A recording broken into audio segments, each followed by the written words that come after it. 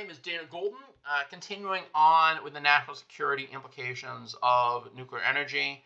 If nations with advanced nuclear programs can gain strategic influence, you've seen a lot of this in France and Japan, which have pretty impressive nuclear programs, and also they can create weaponry. There is a not zero level of transference between weaponry and nuclear power, though you don't learn the same amount of things from both, but you have to balance the ability for everyone to peacefully generate energy with global non-proliferation efforts. And obviously, the geopolitical impact, where exporting nuclear technology, particularly France, and in the past, the United States, exporting nuclear technology was able to strengthen alliances. But uranium supply chains can create geopolitical vulnerabilities. Sometimes the places where you're sourcing some of these elements is not always the most stable. So there's a comparison of uranium and thorium for nuclear power. There's been a lot of talk lately about moving from uranium reactors to thorium reactors because thorium is much more abundant in the Earth's crust. There's a lot of people who say actually thorium is significantly better for producing. It's actually roughly the same. The difference is that you have you're able to use a larger portion of the element in the reactors designed for thorium, as I'll show you on the next page. So uranium is less abundant in the Earth's crust. Thorium is more abundant. And then from both, you actually produce uranium when you enrich. When the fissile isotope here is uranium-235, and then with thorium, you produce uranium-233 from thorium-232. The density type of uranium is very high. It's higher than basically any of the other technologies we're ever going to talk about in this class. And thorium has very comparable density to uranium. Uranium today are mostly light water reactors. Thorium are mostly molten salt reactors. And this is where you get into the case that thorium is more efficient. And the plants that you create with thorium tend to be the ones that are substantially more efficient. I'll show you next time. And then waste generation, there's long-lived, high radioactive waste. With uranium and with thorium, there's lower volume, shorter-lived waste.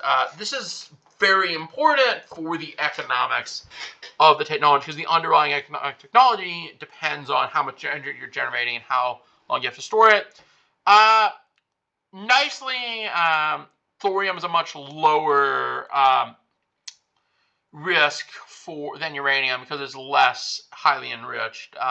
Uranium, if you're enriching uranium at the point that you need it for power, you're not all that far from being able to use it for a weapon, which is why people were concerned about Iran's nuclear program, even though it was at the time mostly a power generating program. And then operational experience, we know a lot about how to run uranium power. We've done it for a long time. It's been the traditional power. Thorium is still emerging. We'll see what happens there. This is a long-term transition we'll probably see potentially towards thorium reactors, which may play long-term a significant role in the energy transition. I'm not going to talk about the fissile content. Just know there's a difference in the fissile contents. So uranium versus thorium, you have a uranium-filled traditional reactor. You put in, this is how uranium has worked. You put in 250 tons of your natural uranium, and you get out 35 tons of enriched uranium and 250 tons of depleted uranium. This all has to be stored and gotten rid of, not stored at the same level of enriched, but it's not like you can just like hold on to it. So you lose a lot of uranium in this action, and then you put it through the reactor. You put in some uranium-235 and some plutonium-239. You react them, and then you get out 35 tons of spent nuclear waste, which needs 10,000 years of storage. I don't know if you know this, but 10,000 years is a very long time. That's older than I am. Pretty sure that's older than anyone I've ever met. So yeah, it's a very long, hard process storing uranium, and it's problematic because we don't think it's very possible the United States is not going to last 10,000 years to deal with all the spent uranium. And then we have thorium-fueled. Actually can do the same thing with uranium, but it's much harder because it's actually about the design of the reactor. So you put in 1 ton of natural thorium. You convert to uranium-233, which was reacted.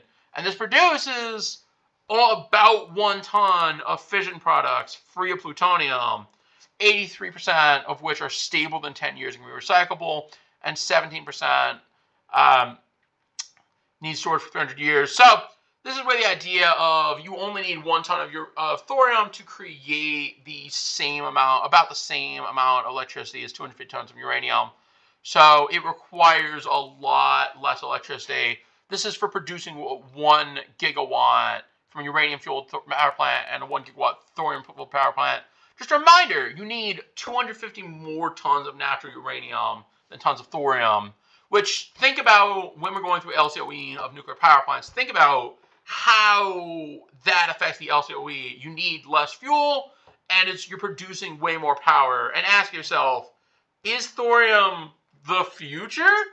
This is something that might happen in the next 10 to 20 years, is a proliferation of thorium power plants. I'm very excited about it. So elements of a nuclear reactor, we talked about this earlier. You have the moderator rod, you have the fuel rod, and then you have the control rod. You have a concrete chamber to store where the reaction is happening, the steel container. You have the gas water heat exchanger. So here's where the reaction's happening over on this side. And then you have the gas blower. You put the steam in the turbine. Turbine goes to condenser, puts out water, goes through the cycle, creates electricity. Don't let this fail. Do your job. Yeah, you put in some hot rocks in this containment building. You put some hot rocks in here. You generate some steam. It spins a turbine, runs the generator, goes to the transformer, goes to the grid. And of course, you have a cooling tower where you let off the excess heat and electricity generation. And of course, you're cooling things with the water source. And yeah, now we've turned atoms of uranium into electricity, and now we can keep the lights on. Chicago, I have a map here of U.S. electricity generation transmission. If you ever come to my office, you'll see it. Chicago is all nuclear, so you can see, like I have annotated on the map, 5 different nuclear power plants that are powering Chicago. So now you're probably wondering at this point, what does this all have to do with economics? So nuclear power and the physics here interact with costs. So the input, operations and maintenance, and fuel. Fuel is a cost. Operations and maintenance, that's mostly, in this case, security. That's mostly engineers, people working at the plant. That goes into the reactor. The reactor spins the turbine, which goes to the transformer, which outputs megawatt hours, which are sold to the grid. So remember, this goes directly into levelized cost of energy. Heat emissions, you have to control that. Coolant, you have to buy that. If you were doing a serious analysis of the cost of a nuclear plant, you would work all of these into a spreadsheet. And of course, you create used fuel, which must be disposed. Money and the pain of nuclear engineers come in, megawatts come out, and no one has to worry about how hard these nuclear engineers' lives are. So types of nuclear reactors, of course, you have pressurized water reactors, you have boiling water reactors, and you have molten salt, and small modular reactors. Small modular reactors are all types of these other ones. Basically, what they are just smaller, more mass-producible reactors. Notice how each reactor has a first couple of words and then ends in reactor. That's because there's some sort of coolant that defines how the reactor works. And generally, the difference between nuclear technology is based on the coolant. So pressurized water reactors, the uses are pressurized water, and that uses coolant and a moderator. And then water in the primary loop does not boil to high pressure. Advantages, it's very safe. Very stable, but it's complex and it's high capital costs, and it really requires highly enriched uranium, or not highly. It requires enriched uranium as fuel. It's widely used for civilian and naval reactors worldwide, though we've started to move away from this sort of technology. Then we have boiling water reactors. Chernobyl, I believe, was an example of one of these. Though there's a particular name for the design you saw in Chernobyl that I can't remember right now. So it uses water and water as both coolant and moderator. Water in the reactor core boils to generate steam directly from turbines. Remember, pressurized water, because it's pressurized, we don't need it to boil due to the high pressure. And then you have simpler designs compared to PWRs and lower construction operational costs, but there's a much higher risk of radioactive contamination, and you need stringent operational controls. I don't think I need to remind anyone that Chernobyl was bad. And then we have molten salt reactors. I should say, when I said pressurized water reactors aren't as common anymore, it's because I think a lot of it's light water reactors, but I think a lot of it actually are still similar to pressurized water reactors. This is the most common of the types I'm going to show you. And this is most of the technology you can think of as pressurized water reactors. So you also have molten salt water reactors, which uses liquid salt as coolant and sometimes as fuel. It operates at very high temperatures with low pressure. There's a really high thermal efficiency. This is what a lot of the thermal reactors are using. It's much safer. It reduces waste and proliferation risk. It's still in the experimental stages and not widely deployed, and requires new infrastructure and regulatory frameworks. Like I said, this is very promising. If we make this work, it's possible that there won't even be a renewable energy transition, because we'll all be living on thorium reactors. And then, of course, you have small modular reactors, which are compact nuclear reactors with output typically below 300 megawatts. These are designed for factory fabrication, modular deployment. The advantage is lower upfront capital costs and shorter construction times, and flexible deployment for remote and small grid applications.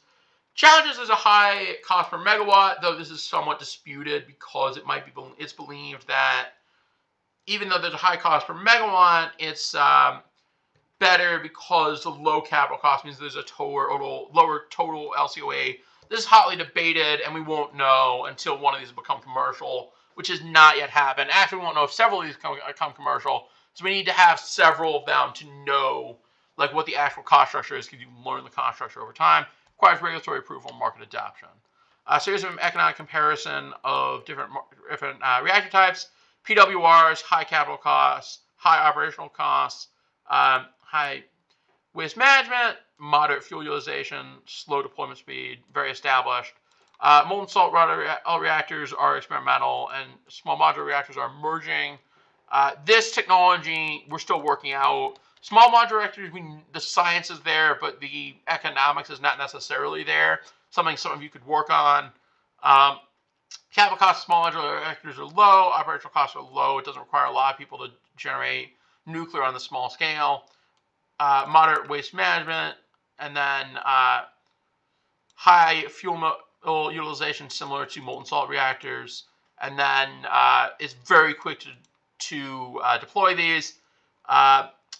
Molten salt reactors also have much lower costs. You can think back to LCOE, or you can think forward to when I'll show you LCOE next time. So type of reactors, here's a diagram, the flow chart.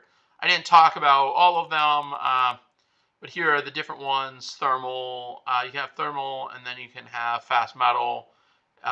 Here's ABWR. When I said Chernobyl was a boiling, it was an ABWR. So yeah, these are the different types of reactors, and then this is a chart that shows up in the economics of nuclear power that shows the differences between these, and this is how many have been implemented. So I'm going to talk about the different nuclear industry developments in the different countries. The United States, the reactor technology is predominantly pressurized water reactors and boiling water reactors. The policy regulation is stringent. The NRC, Nuclear Regulatory Commission oversees safety. It's been slow deployment. We've really stopped building nuclear in the United States, but we actually saw in my home state of Georgia, we saw the Vogtle plants come online recently, and that was very powerful, and that was very exciting. And we're seeing now some nuclear in Chicago and on 3 Mile Island be repurposed and put back into place. So economic focus, cost reduction in existing fleet. Nuclear power is about 20% electricity generation. It just stays there. Doesn't go up or down. It just stays constant, does its job. Public perception of nuclear power is mixed, and the support tends to be tied to climate goals. And then, even though the United States is kind of a laggard in implementing nuclear technology, we were a leader early on in the science, and we're still a leader in the science. And so the Department of Energy is still doing very exciting research on small modular reactors, advanced reaction fusion. Next, we have the Commonwealth of Nations, and these are people who came out of, this is like coming out of the UK, and this is a nuclear energy is very much developed as a result of the UK. Canada and Australia have a lot of this. In Canada, you have a lot of advanced CANDU reactors. You have you have varied policy and regulation, which is very good in Canada, involving elsewhere. You have a slow development pace throughout the Commonwealth nations with leaders from Canada. And then, obviously, they're also focused on small modular reactors, which is, I think, the buzzword in the field right now. Nuclear power share is 50% in Canada, and then low elsewhere in the Commonwealth nations. I think it's actually pretty comparable in Australia, but I have to look back into it. Then you have Western Europe. France has been a leader in this space for a long time. They provide a lot of electricity to Spain. They provide electricity to a lot of other places. Germany used to be a leader, and then now they've given them up because they enjoy giving Vladimir Putin more power. I think the Germans were like, should we keep our nuclear and have this low cost because we've already built it, low emissions technology, or should we give Vladimir Putin power over our energy supplies? I think Angela Merkel and the Germans were like, obviously, we give Vladimir Putin the power. He'll never do anything to backstab us. So the direct technologies, mix of PWRs, BWRs, and experimental tech, really strong EU frameworks, and then deployment phase is slow as you see a transition to renewables throughout most of the continent. You have advanced strategies for waste management throughout the continent, particularly in Namibia. You have now, because it's such a developed industry, you're working on making it more efficient, where you're still building them like in France, and then decommissioning them when you have aging fleets like in Germany. Yeah, you have a very strong anti-nuclear movement.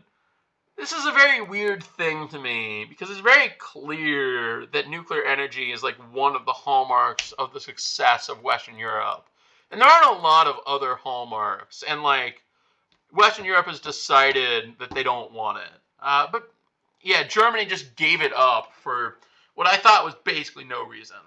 They're doing a lot of research and focus on fusion and waste reduction.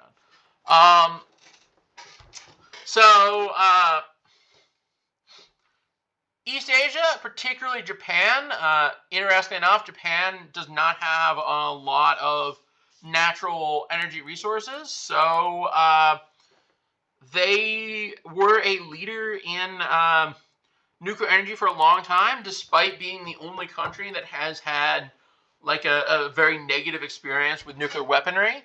Policy and regulation, Japan does a really great job of regulating these, very strict regulation, but very rapid approvals. It's a very Japanese nuclear industry, I would say, very Japanese regulatory regime. And then you have a rapid deployment pace with major new construction, and then you focus on exporting the technology and expanding domestically. Yeah, Japan used to get a lot more of their electricity from this, but then they stopped for a while because Fukushima happened, and they were very scared. China is now really investing in nuclear. You're seeing very broad acceptance. You're seeing some really cool work on nuclear in China, which I am very excited about.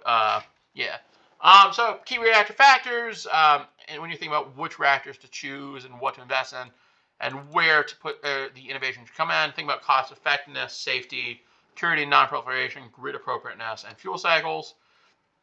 And now we're going to talk about generation nuclear power before we get into how all this feeds into the economics, which comes in through the costs.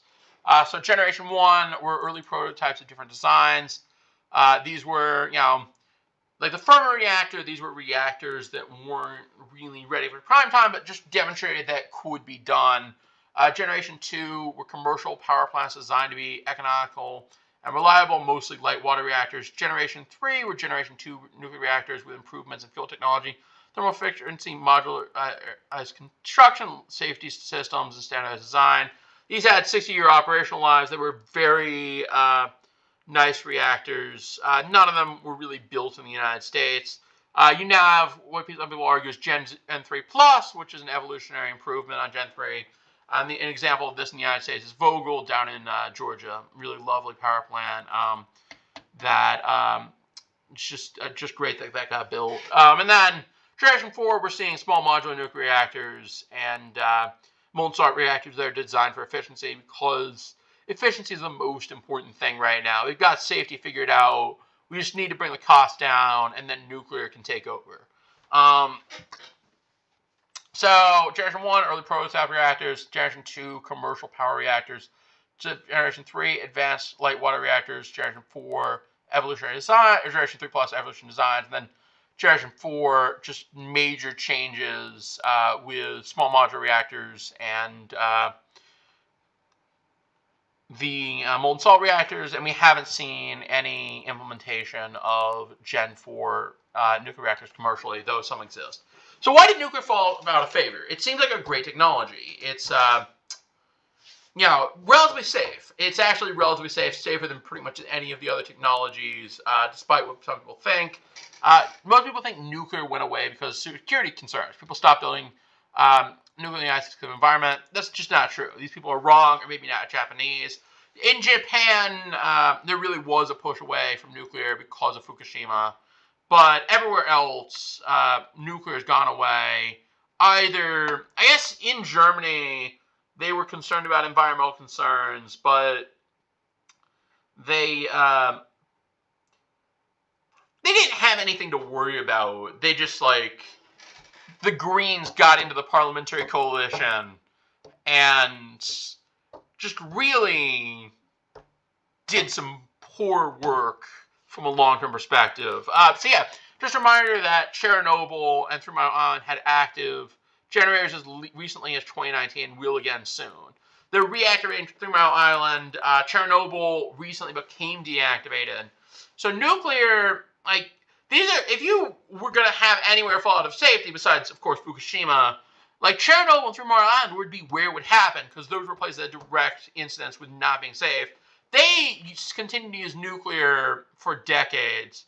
So why did nuclear fall outside of the United States? Why don't we build it anymore? Nuclear is expensive and has difficulty competing in the competitive marketplace. It's really hard to deal with the cost of capital. Nuclear cost overruns cause utility bankruptcies, leading to even higher cost of capital. So it's really expensive to build a nuclear power plant. There's a high fixed cost, and now because of these utility bankruptcies, now the loans are more expensive because there was these high priced-in delinquency rates. Nuclear is remarkably labor and capital intensive, which was remarkable in economies of scale. A small nuclear power plant is not really as helpful, though there's some debate over this. But a very large nuclear power plant, if you can get the fixed costs down as a percentage of energy, as you'll see next time, there's nothing that can really even beat it, because it's such a huge economy scale. And unfortunately, the United States has lost a lot of its nuclear knowledge base and workforce. We stopped building nuclear. People stopped majoring in it. People stopped knowing how to do it, because you need to continue to do things in order to remember how to do them. Nuclear never went away in France, China, or Japan. Actually, nuclear is still its first rise in China. Is making a comeback in the United States. Microsoft recently has used a purchase power agreement to aid Constellation restarting 3 Mile Island. Constellation's a major nuclear power company, and right now they're going around helping people restart. And as we're seeing this emergence of load growth right now, we're going to see more and more restarts of nuclear technologies. Nuclear is special because it is baseline power with high capacity factor and no carbon emissions. There is no other, other than geothermal, which geothermal, yes, can act as baseline power, and when you have it, has high capacity emissions. But no one else, no other power comes close to this. We can put it anywhere, and you can have a high capacity factor. By the way, 92%, 92%, so much higher than anything else. Really incredible. SMR and new nuclear might have better profit margins. The revitalization of nuclear energy will require a lot of training of new workforce of engineers and physicists, and of course, economists. You're taking this course because you want a job, and, this could be a place that will employ a lot of economists in the future, depending on the path the industry takes. And then, finally, why nuclear has to be a part of the solution. And I want to show you this, which is the Alaska rail belt. The rail belt produces most of its electricity from natural gas. It's a lot of standalone grids elsewhere to serve individual communities. It's really hard to power this section of Alaska, and this is where Anchorage is. There's not any, you're not going to put wind there. You're not going to put solar there. You're not going to have any renewables. There's been some work on geothermal in the area, but you're not going to get it. So the question becomes, how do you do this? How do you transition to low-cost urban electricity in Alaska where there's no obvious source of significant renewable power? Well, the answer is a small modular reactor. And so that's why nuclear, I cannot stress enough, has to be a part of the solution. You cannot have a carbon-free electricity-based economy without either nuclear power or some form of highly manufactured transportable hydrogen. Because it has to be a part of the solution, it's going to be a major industry. Because it's going to be a major industry, they need people like you to work there. And without further ado, I'll leave it there, and I hope you have a great day. Thank you.